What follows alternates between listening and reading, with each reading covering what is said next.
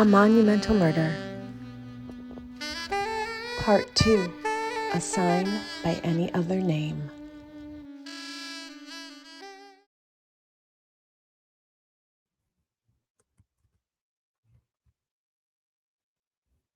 Pete's murder happened on a Wednesday. Wednesdays were really weird. People like to call it hump day, but that never sat well with her. Hump day?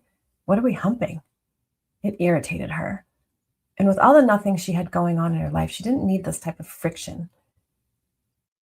That particular Wednesday night was perfect for a murder. Spring had sprung and the early summer nights were enchanting. Folks were distracted. They weren't thinking about anything other than getting into Bobby Dean's, having a few beers out on the edge of town where nobody bothered them, and paying $6 for it rather than the $12.50 like the rest of the schmucks in town. There was a gentle breeze. Even from where she sat, it whispered to her. It said, "Hey, Lady Jane, why are you still holding on? Isn't it time you let go?" Lady Jane was the name she'd been given by Joel Hamilton. He was the man that owned the lot where she lived, where she stood her ground. Joe had bought the lot back in 1975, sold new and used cars. He held on to that lot until he went on to greener pastures, and after his death, his daughter, Lydia, sold cars until the early 2000s. It wasn't Lydia's fault that the lot died off. She did her best. The town changed. New housing came, new shops, changed the direction of where folks wanted to be and to be seen. It didn't help that the way folks bought cars changed, too. Internet connected folks from the comfort of the couch. Their auctions. Nobody needed Hamilton's used cars like they used to. Main Street died. She was dying right along with it. Pete, the one who was now dead, the one she watched get murdered, had bought his 1960 Chevy Impala here.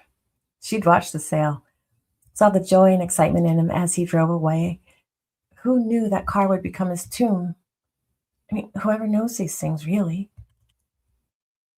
That night, the fellas had all come out of Bobby Dean's. Jim and Cooper had circled Pete, whooping and carrying on. She had thought that maybe they were playing around, like there'd been some fun in the club that they'd carried out into the summer night air. But something in their mood changed. The chase became sinister, and then Jim took that heavy silver chain from his jeans, and before Pete knew it, the chain was around his neck. She wanted to scream. She tried to do something to get somebody's attention, but time had passed for so long that everyone had stopped paying attention to her. She could do nothing. Jim and Cooper piled poor dead Pete into the trunk of the Chevy Impala, and then they jumped into the car. Jim at the wheel like the vintage baby blue was his, like he had worked and saved for it. Cooper in the passenger seat, nervously smoothing his waves with confused, misplaced adrenaline. They screeched off into the night, thinking they had gotten away with murder. It was then that something zapped inside her. She felt her wires come alive. She felt energy connecting within. A light lit up the dark road. It was a monumental sign. Jim and Cooper would pay. End of part 2.